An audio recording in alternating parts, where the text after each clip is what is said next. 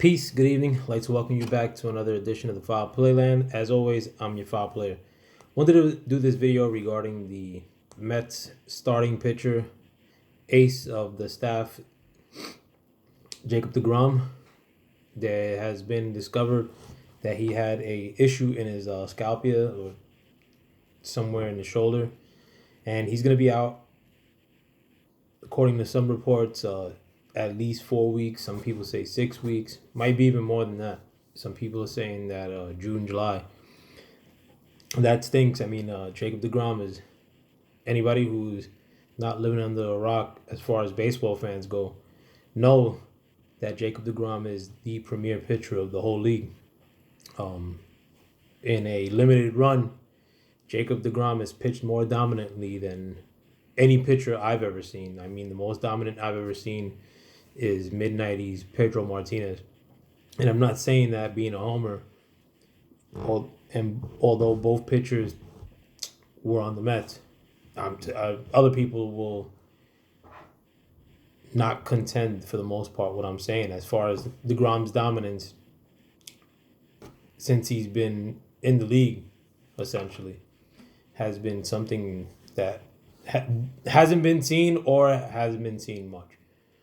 But, I'm not going to sugarcoat things and saying that, the good vibes that we are having in spring training are just going to carry on. And the news of Jacob Degrom being out for the early portion of the year just rolls off my shoulder because of the good vibes that I'm having in spring training. No, I mean, I am a very pessimistic Met fan, but I'll be the first one to tell you that this has been one of the spring trainings that has looked more solid for the Mets, who are my home team or my team.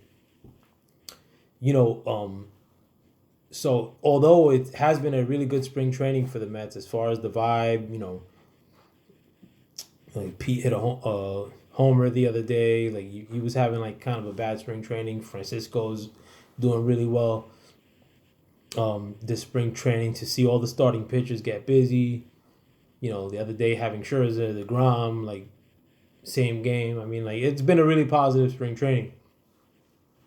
But the news of Jacob Degrom is just not something you brush aside, like and keep the good vibes going with what we do have. But we do have to carry on. I mean, it's very early on in the year. I mean, if best case scenario, like they say, like Jacob Degrom comes back in June, that's not a terrible thing. And even right now, like as it currently stands, like the Mets do have two top of the line pitchers up top in Scherzer and Bassett starting off our rotation, and that's a good thing. I mean, Correa hasn't looked terrible this spring.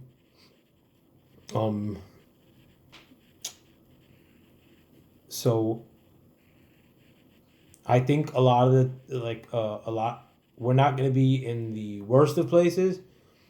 Having the DH and being able to put JD and Dominic Smith into the lineup just about every day. I mean, like, and they're both especially or Dominic Smith is looking good in camp, slim down.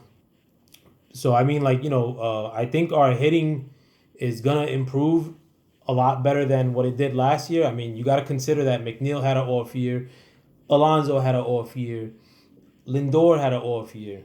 So I mean, even getting one of those guys to have a bounce back year, it's going to affect the lineup so much. Dominic Smith had an off year too. So I mean, McNeil has looked really solid in camp. Smith has looked really solid. Alonso still, hasn't found his way in my eyes in camp, but he's still a danger to hit one out of the park at all times. And more important than anything, Lindor has been really dominant as far as the bat goes this spring.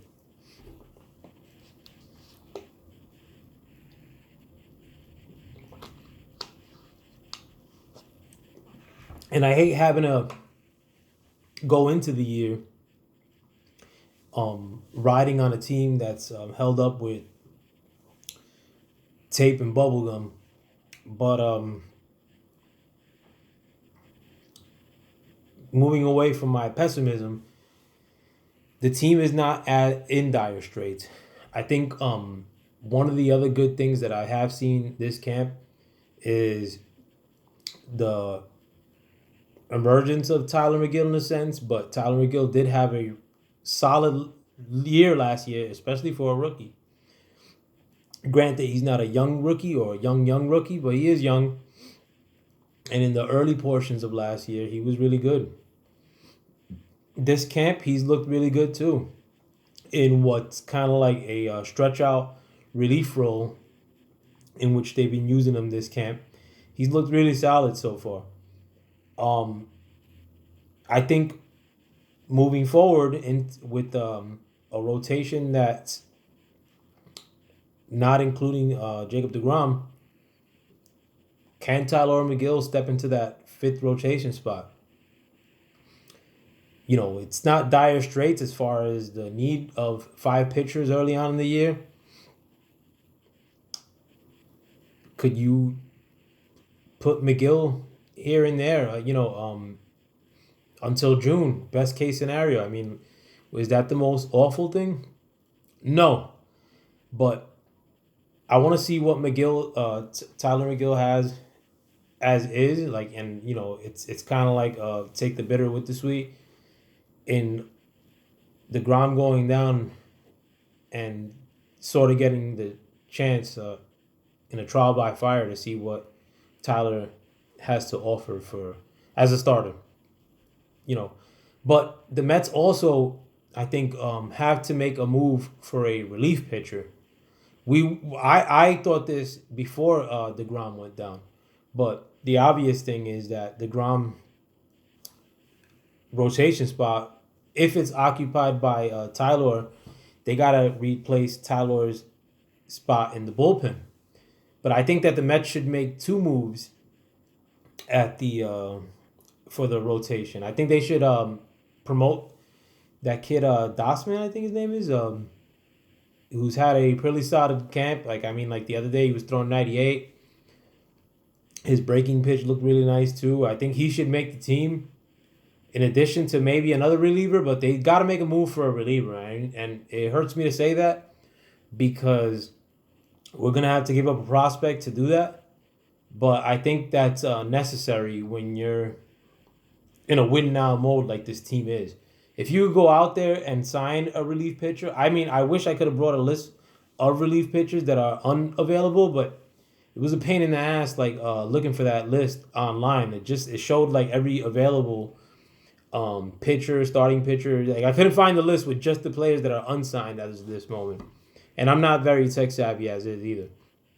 But I don't know who's out there in the free agency market, but if there's somebody who's good or solid, maybe two people. I mean, who cares at this point with money wise? We already blew through the luxury threshold for 2022.